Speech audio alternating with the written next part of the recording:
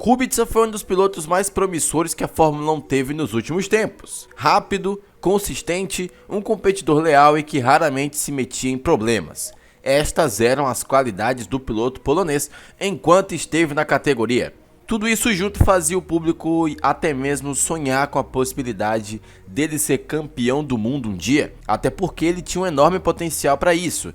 Mas infelizmente um acidente mudou sua carreira para sempre. E não só a dele, até mesmo outros pilotos foram afetados por causa daquilo. E se você se perguntou, como assim? Fica até o final que eu vou te explicar tudo. No vídeo de hoje irei te contar como tudo isso aconteceu.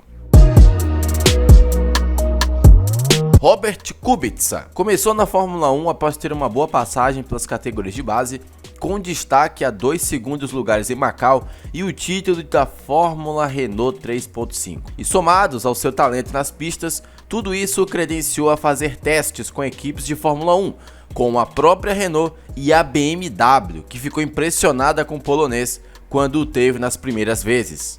Se especulava inclusive que os alemães cogitavam colocar no carro titular já em 2007, um ano após o polonês conseguir o cargo de piloto reserva de testes por lá, mas acabou acontecendo que ele entrou na Fórmula 1 antes mesmo disso.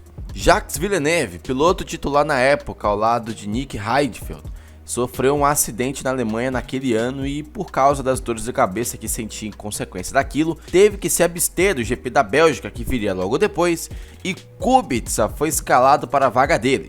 E não decepcionou. Mostrou serviço e, ainda que seu carro tivesse sido desclassificado por estar abaixo do peso permitido, deixou uma boa impressão em todos. Só que aí, para a surpresa de todo mundo, Jacques e a BMW concordaram em rescindir o contrato e Robert ganharia mais chances ainda de mostrar serviço, conseguindo um pódio em Monza na sua terceira corrida como titular na Fórmula 1. Uma rápida ascensão. E assim ele seguiu. Foi mantido para 2007, conquistando o 6º lugar no campeonato de pilotos naquela temporada, somente atrás das 2 Ferraris, McLarens e do companheiro de equipe Nick Heidfeld. Mas a julgar pela regularidade de ambos, Kubica pagou pela inexperiência, eu diria, mas foi bem. Só que há um destaque sobre aquela temporada, o acidente no Canadá. Após ser tocado perto do hairpin do circuito, Kubica atingiu o muro da pista a 300 km por hora e a 75 graus de angulação com seu carro, numa batida com a força de 75 vezes a da gravidade. E por mais que a batida tenha sido assustadora, o polonês saiu ileso, mas ainda precisaria ficar de fora do GP dos Estados Unidos que viria em seguida. Ironicamente, quem o substituiu naquela ocasião foi Sebastian Vettel, que conseguiu um lugar na Fórmula 1 após aquilo. Daí, quando o Kubica voltou, parecia que nada tinha acontecido com ele. Aliás, a regularidade até melhorou. Era mais uma prova que o Kubica era um piloto a ficar de olho nos próximos anos. O auge de Robert, na minha opinião, veio em 2008, quando chegou a liderar o campeonato com a BMW, mas acabou não tendo continuidade por culpa da própria equipe, que parou de desenvolver o carro naquela temporada. Isso já foi tema de vídeo aqui no canal, recomendo que assistam depois desse aqui para entender como foi a passagem da BMW na Fórmula 1. Caso queiram saber mais detalhes sobre como aquilo deu uma ramelada nas chances de título de Kubica em 2008.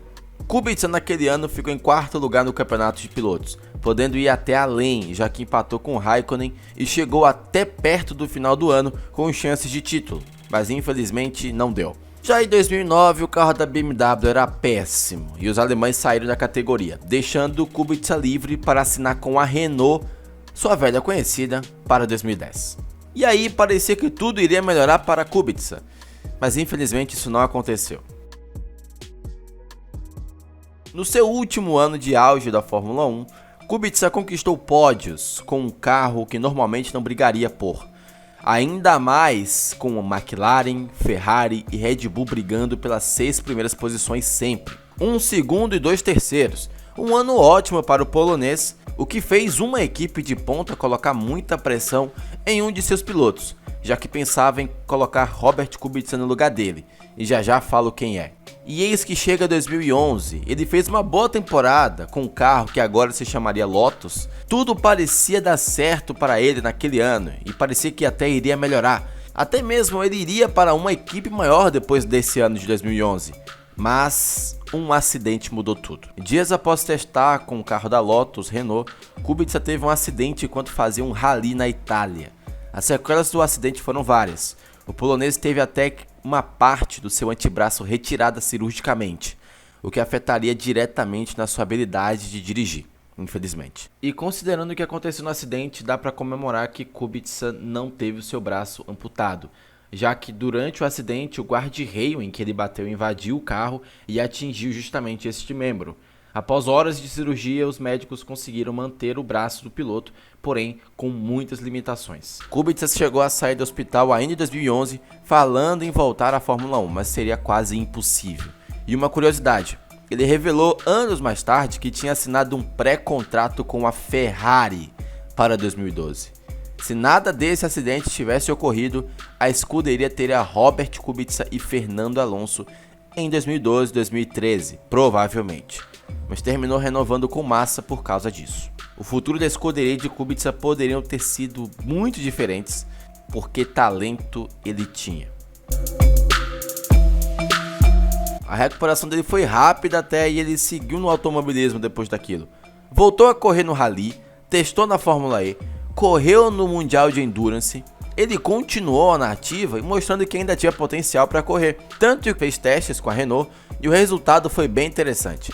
Daí testou com a Williams e se colocou entre os nomes para serem escolhidos após a saída dele mesmo, Felipe Massa, que se aposentaria da Fórmula 1. E eis que em 2019 Kubica estava de volta na Fórmula 1 e dessa vez pela Williams. Mas mesmo com um carro horrível para guiar, Robert ainda conseguiu pontuar numa corrida super caótica na Alemanha naquele ano. Um único ponto, que não ajudou muito a Williams, mas que significaria muito para quem teve a sua carreira prejudicada após um acidente. E em 2020, Kubica foi substituído por Nicolas Latifi na Williams e virou piloto reserva da Alfa Romeo, chegando a correr em 2011 em 2 oportunidades. E seus resultados foram até bons, que incrivelmente fez o piloto ficar à frente de Nikita Mazepin, um dos pilotos titulares daquele ano no campeonato de pilotos.